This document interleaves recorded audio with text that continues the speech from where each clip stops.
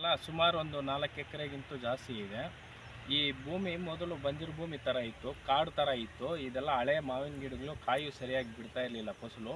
ಅದು ಉಳುಮೆ ಮಾಡೋದಕ್ಕೂ ಆಗ್ತಾ ಇರಲಿಲ್ಲ. ಆ ಥರ ತುಂಬ ದೊಡ್ಡ ದೊಡ್ಡ ಹಳ್ಳಗಳಿದು. ಇದು ಸಮತಟ್ಟು ಮಾಡೋದಕ್ಕೇ ಸುಮಾರು ಒಂದು 4 ರಿಂದ 4.25 ಲಕ್ಷ ರೂಪಾಯಿ ಖರ್ಚು ಬಿತ್ತು. ಆಮೇಲೆ ಬಾಳೆ ಸಸಿಗಳಿಗೆ ಏನು ಜಾಸ್ತಿ ಏನು ಬಿದ್ದಿಲ್ಲ. ಬಾಳೆ ಸಸಿ ನಾಟಿ ಮಾಡಿ ಉಳುಮೆ ಮಾಡೋದಕ್ಕೆ ಜಾಸ್ತಿ ಬಿದ್ದಿಲ್ಲ. ಇದು ನೋಡಿ, ಇದರಲ್ಲಿ ನಾನು ಪ್ರಧಾನವಾಗಿ ಮಾಡಿರೋದು ಏಲಕ್ಕಿ ಬಾಳೆ ಅಂತ.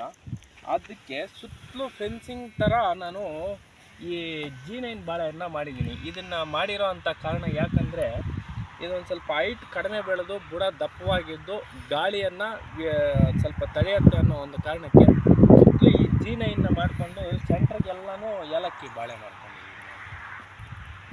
ಬ್ರ್ಯಾಂಡ್ ಏನು ಪ್ರಮೋಟ್ ಮಾಡ್ತಿಲ್ಲ, ಒಳ್ಳೆ ಬ್ರ್ಯಾಂಡ್ ಅಂತ ತೊಗೊಂಡಿದ್ದೀವಿ. ಯೂಮಿಸಾಯಿಲ್ ಅಂತಾರೆ ಇದಕ್ಕೆ.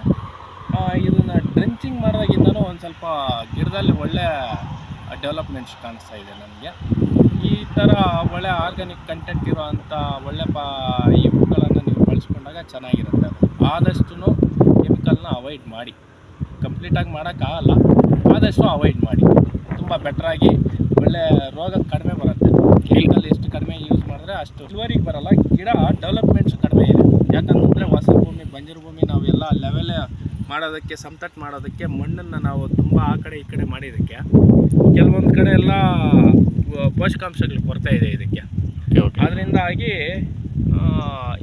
ಈ ಥರ ಇವನ್ನ ನಾವು ಬಳಸ್ಕೊಂಡಾಗ ಅದಕ್ಕೆ ಗಿಡಕ್ಕೆ ಬೇಕಾಗಿರೋಂಥ ಪೋಷಕಾಂಶಗಳೆಲ್ಲ ಸಿಗುತ್ತೆ ನಮಗೆ.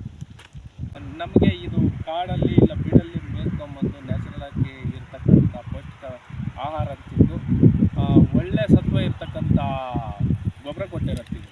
ಆದ್ದರಿಂದ ಆ ಕಾರಣದಿಂದಾಗಿ ಇದು ಲಾಂಗ್ ಟೈಮ್ ನಮಗೆ ಗೊಬ್ಬರ ಒಳ್ಳೆ ಇದು ಕೊಡುತ್ತೆ ಅಂತ ಹೇಳ್ಬಿಟ್ಟು ನಾವು ಇದನ್ನೇ ಸೆಲೆಕ್ಟ್ ಮಾಡ್ಕೊಂಡಿದ್ದೀವಿ. ಆದ ಕಾರಣದಿಂದ ಹಸುಗಳಿಗೂ ಸೆಲೆಕ್ಟ್ ಮಾಡ್ಕೊಂಡಿರಲಿಲ್ಲ.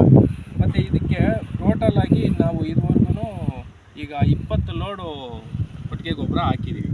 ಒಂದು ಕಡೆಯಿಂದ ಸ್ಟಾರ್ಟ್ ಮಾಡಿದ್ದೀವಿ. ಇವತ್ತು ಕೆಲಸದವ್ರು ಬಂದಿಲ್ಲ ಅಷ್ಟೇ.